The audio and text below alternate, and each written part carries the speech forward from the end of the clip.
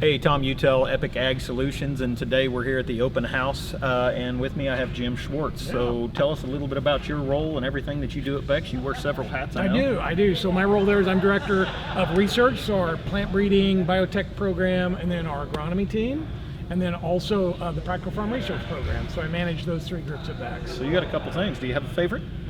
Oh, don't ask me that. I love all my children. Depends on the day. That's exactly right.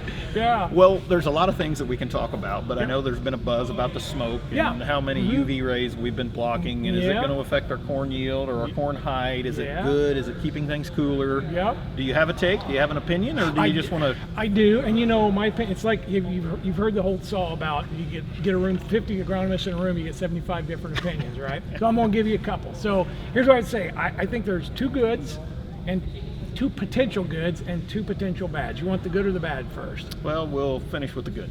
Okay, potential bads, ozone. Okay, ozone is an oxidant, and when you have elevated ozone levels at the crop layer, that ozone can enter the stomates, and so that can do damage to plant cells, both corn and beans. Okay, but they don't believe that corn or beans react one or the other more negatively to those elevated ozone layer levels. So ozone's bad. The second one is there's a term called photosynthetically active radiation. All right, so that shading, the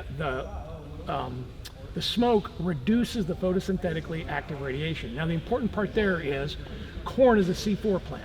So corn has a higher saturation limit for photosynthetically active radiation. Therefore, it's believed that the smoke and the reduction in they call PAR may be more limiting to corn yields because it's a C4 plant and has a higher saturation point for that radiation. So those are two of the negatives, potential negatives to the smoke. I would tell you, if you ask me, I lean towards that the negatives outweigh the positives. Okay, in 2020 we saw this from western wildfires. I would tell you we firmly believe, doesn't mean we're right, but we believe that really limited our yields. Two goods, potential. So there's been some spots that have been pretty dry. And the one thing about the smoke is it has, limited the sunlight, and so it's ameliorated the temperatures and kept things a little bit cooler during this dry spell. So maybe that's a positive, okay? The other thing is a little bit, it'll sound counterintuitive when I talked about PAR, but the fact that, and I'm not a meteorologist, but there's a belief that the smoke actually diffuses the light and creates these spectrums that are more absorbable by the corn plant. It's like a light diffusion factor, and believe that the light diffusion could actually be a positive. There's been a few studies done in California where wildfires are more common. Also, Jason Hagley at University of Illinois had done some work on this.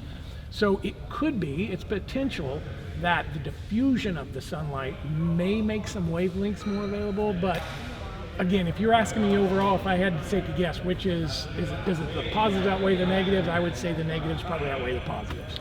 Yeah, we're harvesting sunlight. Yep, correct. I always tell people you harvest moisture and sunlight for a living. Yeah, from a really simple perspective, it seems that we're limiting it. Yep, so. for sure. All right.